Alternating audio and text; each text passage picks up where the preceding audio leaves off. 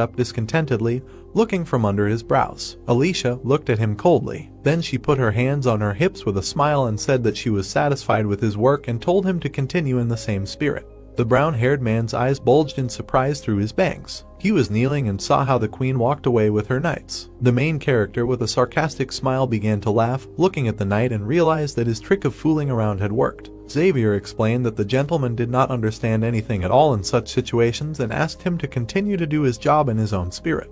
The huge construction of the garden continued without stopping, and it was already winter in the area. The main character at this time played with his animals on the lined ground as a game, and also did not rest at all, because he did not know when he would have the opportunity to have fun like this again. Then the flower buds began to open with the arrival of spring. The garden was built with its majestic statues, where there was a huge dragon skeleton and a boat with visitors. It was a huge feast with guests on a green meadow. A whole crowd of people discussed the queen, who sat on her throne, because she really had an incredible aura that distinguishes her from everyone else. At this time, Lloyd greedily ate meat, looking at the old man, who pointed his finger behind his back and said that the kingdom of Magentano was the strongest in the whole world and their country would like to build friendly ties with them. The brown-haired man continued to eat a piece of meat and looked at what was happening with bewilderment, because he knew that the reason why she wanted to make such a huge garden for herself was because she wanted to show the world that Magentano had resources, and he thought that neighboring countries would bow their heads to them. Then he looked in confusion in the other direction. He looked at the knight, who was staring at the cookie and did not want to eat, because he did not like it.